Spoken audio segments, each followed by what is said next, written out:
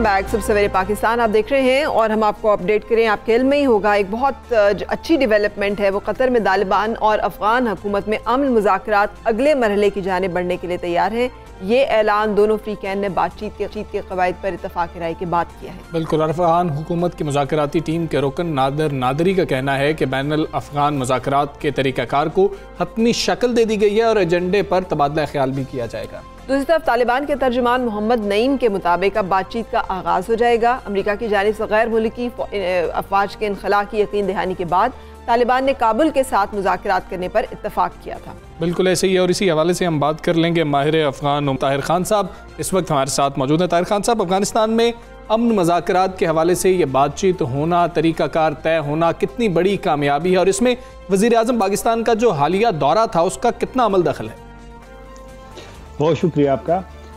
मेरी नज़र में अहम तो इसलिए है कि तकरीबन 2.5 महीने हो गए हैं इसी पे गुफ्तगू जारी थी दोनों फ़रीक़ैन के दरमियान के तर्ज़ुल अमल क्या होगा, उसूल क्या होंगे मुज़ाकरात का, और सिलसिला आगे नहीं बढ़ रहा था। और उसमें सबसे बड़ी मुश्किल यही थी कि तालिबान का जो मुतालबा था, जो कि अब माना गया है कि जो तालिबान और अमेरिका का 29 फरवरी को जो मुआहिदा हुआ है उसी बुनियाद पे बैनुल अफ़गानी मुज़ाकरात शुरू होंगे और आगे बढ़ेंगे, जिससे अफ़गान हुकूमत इनकार करती रही, क्योंकि उनका मौक़िफ़ था कि वो उस मुआहिदे का हिस्सा नहीं है।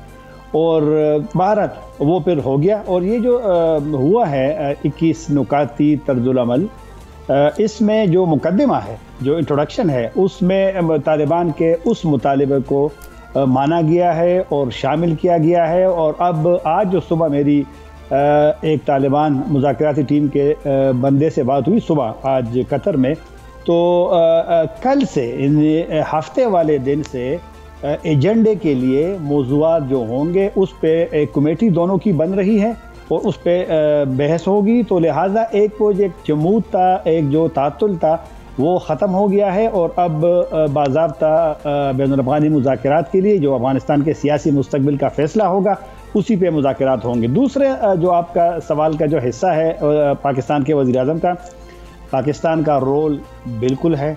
अभी आपके प्रोग्राम से पहले मैं अफ़गान टीवी में ख़ुद शरीक था डिबेट में यहाँ से, तो वहाँ मैं लोगों को सुन रहा था जी। अफ़गानिस्तान में लोग इसको मानते हैं कि इसमें पाकिस्तान का एक किरदार है, बल्कि वो मज़ीद तवक्कुआत रखते हैं। कुछ तो वहाँ पर एक मुबालगा राई है अफ़गानिस्तान में, जब हम उनको सुनते हैं उनका एक ख़्याल है कि तालिबान पाकिस्तान के कंट्रोल में है, जो बिल्कुल एक गलत सोच है, जो ना मानने वाली है। पाकिस्तान कंट्रोल वो तो तालिबान भी समझते हैं वो, लेकिन पाकिस्तान का एक रोल तो है। अमरीकी नुमाइंदा खुसूसी बार बार यहाँ क्यों आते हैं, अमरीकी पाकिस्तान से बार बार क्यों, लेकिन कुछ न कुछ तो पाकिस्तान का रोल है। लेकिन ये भी गलत तस्वर है कि बस पाकिस्तान जो चाहेगा वो होगा। अब तो मामला अफगानों के कोर्ट में है। बैनुल अफ़गानी मुज़ाकरात तो अफ़गानिस्तान के लोगों का है कि वो, लेकिन बहरहाल पाकिस्तान ने एक रोल अदा किया है। इमरान खान साहब जब वहाँ गए थे, कितना अहम है ताहिर खान साहब, और ये जो 21 निकात जैसे आपने कहा, वो निकात कितने अहम और कितने उन पे अमल दरामद आसान और मुमकिन होगा। खासतौर पे रिजीम चेंज है ना, जो बाइडन जो है वो आए हैं, सो ये जो टाइमिंग है इसके बाद ये जो अब तय पा रही है शराइत, ये काबिल अमल रहेंगी और मंजूर होंगी तमाम फ़रीक़ैन को। अफ़गानिस्तान का मसला बहुत ही पेचीदा है, बहुत ही मुश्किल है। मैंने इसलिए तो कहा कि तर्जुल अमल पे उसूल बनाने पे 2.5 महीने लग गए। और अफ़गान हुकूमत का एक इशू है कि अफ़गान हुकूमत चीज़ों को नहीं मानती, जो वक्त गुजर जाता है, तशद्दुद वहाँ होता है, लोग वहाँ पर मरते हैं तो बाद में राज़ी होते हैं। पहले 5000 कैदियों पे मसला पैदा किया, 5 महीने लग गए, और अभी तो लिहाजा इशू वहाँ पे है। अब देखो, एक शूरा ने बनना अफ़गानिस्तान में, अब यूरोपियन यूनियन का मुतालबा आया, अमेरिका का मुतालबा कि वो बनाया जाए, क्योंकि जो मुज़ाकराती टीम वहाँ है जो जिस पे गुफ्तगू शुरू होगी मुस्तक़बिल के, उस पर उनके पास इख्तियार नहीं होगा। इख्तियार फैसले करेंगे, एक नई शूरा बनेगी अफ़गानिस्तान में तमाम सियासी जमातों के, उस पर अभी तक सदर साहब वो शूरा नहीं बना रहे, बावजूद डॉक्टर अब्दुल्ला के बार बार मुतालबात के। तो लिहाजा अफ़गानिस्तान के अंदर काफ़ी सारे इश्यूज़ हैं। मामला जितने लेट होंगे, सुस्त रवि के शिकार होंगे, अफ़गान हुकूमत और तालिबान जल्दी मामला तो हल नहीं करेंगे तो जंग तो जारी है। अफ़गान तालिबान तो अभी तक जंगबंदी पे नहीं, यार जंगबंदी तो मुज़ाकरात का हिस्सा है। तो लिहाजा, लेकिन बहरहाल एक पेशरफ्त हुई है और पाकिस्तान ने भी कल उसका खैर मकदम किया है। लेकिन जितना वक्त ये ज़ाया करेंगे अफ़गान और तालिबान हुकूमत दोनों, अब तो लिहाजा अफ़गान मज़ीद सफ़र करेंगे। आम अफ़गान 40 साल से लड़ाई जारी है, जारी रहेगी फिर। बिल्कुल ठीक है ताहिर खान साहब, बहुत शुक्रिया आपका, सुबह मेरे पास से आप बात कर रहे थे। और अब एक और इशू की बात करेंगे जहाँ पर के जिसे कहते हैं ना हाइब्रिड वॉरफेयर, तो उसमें सिर्फ यही नहीं है कि आपको खबरें ऐसी मिल रही हैं, एक्चुअली किसी भी मुल्क का कल्चर, वहाँ की सोच, वहाँ की सकाफ़त, वहाँ का जो एक नज़रिया है वो कितना अहम है और वो कितना सरायत करता है लोगों में, ये हमेशा अहम होता है। हमने देखा कि अर्तुगरुल गाज़ी रिकॉर्ड तौर मकबूलियत रही इस ड्रामे की, जो कि एक टर्किश ड्रामा था, और उसके बाद वज़ीर-ए-आज़म इमरान खान ने आवाम को एक और तुर्क ड्रामा यूनुस एमरे देखने का मशवरा दिया है। अच्छा, ये तुर्क सीरीज़ है यूनुस एमरे, इसकी उर्दू डबिंग को राह इश्क के नाम से PTV पर हफ्ते में 2 दिन नशर किया जा रहा है, और वज़ीर आज़म का कहना है कि सूफ़ीज़म यानी मारिफत में दिलचस्पी रखने वालों के लिए इनकी पुरजोर तजवीज़ है कि सिलसिलावार ड्रामा यूनुस एमरे ज़रूर देखा जाए। और अगर आपको याद हो ना हमजा, तो हमारे यहाँ पे टर्किश ड्रामे काफ़ी अर्से से आ रहे हैं, लेकिन वो तुर्की का एक दूसरा रूप हमें दिखाते थे, दूसरा चेहरा। ये तुर्की का एक और चेहरा है जो कि सरकारी TV पर जो है नशर किया जाता है। ये वो चेहरा है जो कि ज़्यादा मकबूल हुआ है बनस्बत उस फैशन ज़दा ड्रामों के जो कि तुर्की से आते थे, जिसपे यूरोप की बहुत ज़्यादा झलक दिखाई देती। इस्लामी कल्चर क्योंकि इसके अंदर बहुत ज़्यादा है, तो ये वज़ीर आज़म जो है बार बार बात कर रहे हैं, इसी हवाले से माहिराना राय भी ले लेते हैं। मुमताज़ कॉलम निगरानी तज्ज़ियाकार और यह मकबूल जान साहब हमारे साथ हैं। आप बताइएगा सर, वज़ीर आज़म इमरान खान की जानिब से यके बाद दीगरे तुर्की के ड्रामे और तारीखी कंटेंट देखने का मशवरा दिया जा रहा है, आम पाकिस्तानी के लिए कितना फ़ायदेमंद है? इस्लामिक कल्चर तो है, लेकिन हमारे अपने बहुत सारे सूफ़ी हैं, बुल्ले शाह हैं, वारिस शाह हैं, नेम इट हैव इट, हमारे पास तो बहुत जलील क़द्र जिसे कहते हैं सूफ़ी, और उसके साथ औलिया कराम का एक बड़ा सिलसिला है, तो वाई नॉट देम? जो इंटेलेक्ट होता है और जो तख्लीकी काम होता है उसकी कोई सरहद नहीं होती। कभी ऐसा नहीं हुआ कि आपने कहा हो कि फ़लाँ अदीब जो है वो फ़लाँ इलाके तक महदूद है। शेक्सपियर के ड्रामे बचपन से हम पढ़ते आ रहे हैं, हमारे लोगों के लिए, बच्चों के लिए बड़े आम सी चीज़ होती थी। मोपसा के अफसाने बड़े लोग पढ़ते रहते हैं। अलफ लैला की जो कहानी है ये तो बगदाद में लिखी गई थी, लेकिन पूरी दुनिया में अलफ लैला के तिलिस्मी कालीन से लेके संदबाद जहाज़ी तक सारी के सारे, किसी ने कभी नहीं कहा कि अलफ लैला की दास्तान कहाँ से आई और कहाँ जाकर रुकी और किस कौसे का होनी चाहिए, कौन सा नहीं। कोई सरहद ही नहीं होती किसी तौर पर, और जब उसको सरहद बनाने की कोशिश की जाती है उस मुल्क का मयार ख़राब हो जाता है, तबाह बर्बाद हो जाता है। और ये हालांकि तुर्की ज़ुबान से उर्दू तर्जमा और फिर ड्रामों की डबिंग का मयार बेहतर से बेहतर हो रहा है, लेकिन फिर भी अपनी ज़ुबान, अपनी सकाफ़त, अपनी जो कहानियाँ हैं वो और होती हैं। आप हमारे यहाँ तारीखी ड्रामों के ना बनने की वजह क्या समझते हैं? क्या हमारे पास ड्रामे बनाने के लिए तारीखी कंटेंट नहीं है, या हम उतनी अच्छी प्रोडक्शन नहीं कर सकते? देखिए, तारीखी कंटेंट तो जितनी बड़ी तारीख बरसगीर पाक हिंद की है वो शायद ही किसी और की तारीख हो।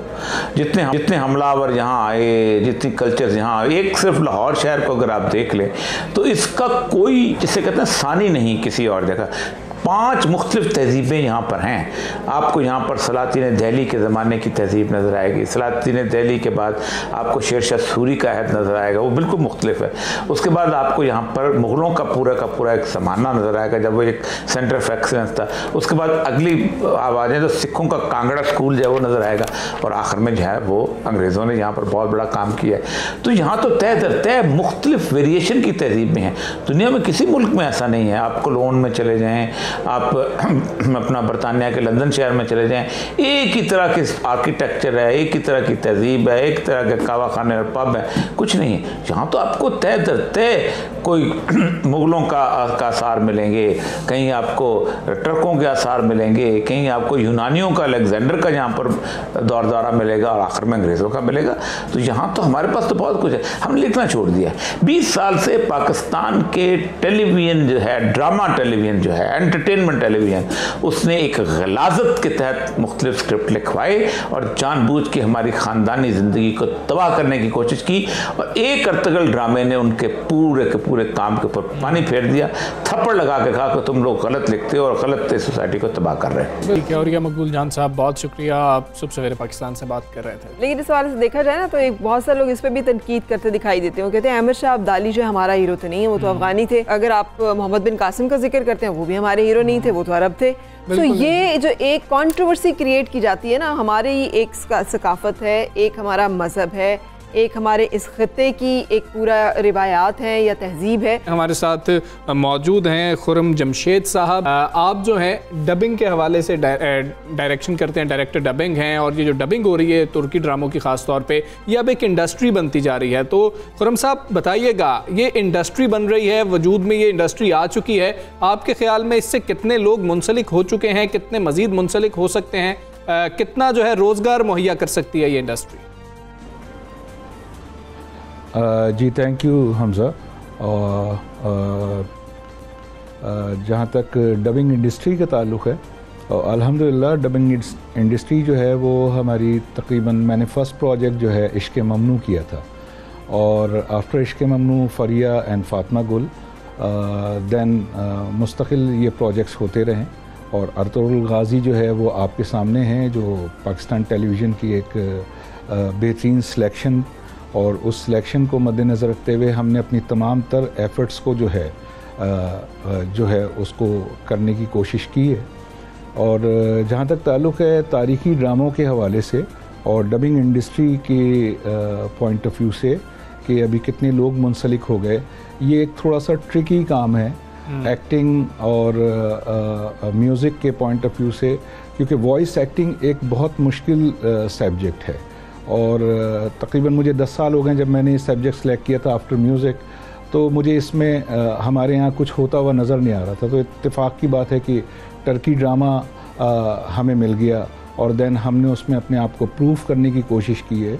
और इंतहाई जहाँ तक कहना चाहिए कि हमारे जो पाकिस्तानी टैलेंट हैं उनमें बहुत ज़्यादा वो टैलेंटेड हैं। अगर डिपेंड के आप उनको आर्ट के किसी भी शोबे में मौका दें, तो हम बेसिकली डबिंग के पॉइंट ऑफ व्यू से, डबिंग एक नोटेशंस एंड स्केल्स, और इस पॉइंट ऑफ व्यू से डबिंग एक बेहतरीन सब्जेक्ट है जो आपको एक्टिंग स्किल्स में भी बहुत हेल्प करता है। ठीक है। तो आपके सामने अर्तुगरुल गाज़ी की परफॉर्मेंस हमने रात दिन मेहनत की है और कर रहे हैं, और इंडस्ट्री जो है एक अच्छी इंडस्ट्री डेवलप हो चुकी है इसकी। ठीक है, ये भी बताइएगा ना कि वो बहुत सारे एक्टर्स और प्रोड्यूसर्स ये कह रहे हैं कि ये डबिंग इंडस्ट्री तो ठीक है मगर इसमें उतने पैसे तो नहीं मिलते, तो पाकिस्तान की जो ड्रामा इंडस्ट्री है वो सफ़र कर रही है, वहाँ पर हमें अपने लोगों को प्रमोट करने की ज़्यादा ज़रूरत है, अपने कल्चर को, अपने टॉपिक्स को, अपने आर्ट को, अपने टेक्नीशियंस को। अगर इस तरह से हम ड्रामे लेकर आकर डब करके चलाना शुरू कर देंगे तो हमारी अपनी इंडस्ट्री जो है बैठ जाएगी, वो तो ख़त्म हो जाएगी। आप क्या समझते हैं और आप इस बात को कैसे देखते हैं? फ़र्ज़ सबसे पहली बात यह है कि देखें, हम कोई भी चीज़ नई लेकर आते हैं ना, तो उसमें अदर इंडस्ट्री को डेफिनेटली एक मकसद प्रॉब्लम होती है। और ये इंडस्ट्री ऐसा नहीं है कि हमारी ड्रामा इंडस्ट्री को कोई डैमेजेस करेगी। हमारी ड्रामा इंडस्ट्री की तारीख़ अपनी जगह पे बिल्कुल है। हमारी ड्रामा इंडस्ट्री में कॉमिक से लेकर सीरियस प्ले होते रहे हैं। डिपेंड कि अभी ओरिया साहब जो है कह रहे थे कि स्क्रिप्टिंग पॉइंट ऑफ व्यू से, वो मैं उस पर रोशनी नहीं डालूँगा कि स्क्रिप्टिंग हमारी क्या चल रही है, तारीख़ हमारी क्या चल रही है। ठीक।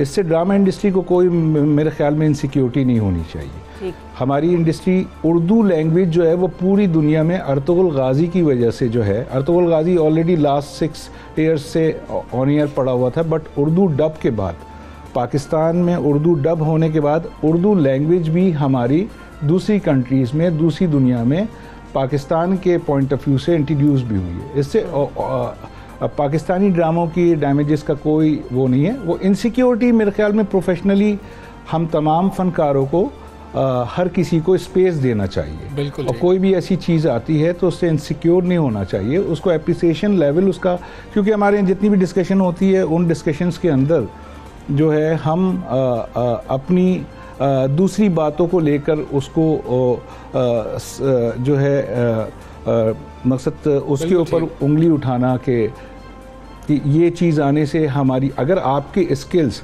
बहुत स्ट्रॉन्ग हैं और आपकी पाकिस्तानी मूवीज़ बहुत ज़बरदस्त हैं, तो उनको बनाने से किसी ने नहीं रोका हुआ। ड्रामे तो आज भी बन रहे हैं। बिल्कुल ठीक, उनको बनाने से किसी ने रोका, आप बनाएं, अगर व्यूअर्स देखते हैं तो यही आपकी कामयाबी है और यही तो कंपटीशन है। बहुत शुक्रिया खुर्रम जमशेद हमारे साथ मौजूद थे। Thank you very much.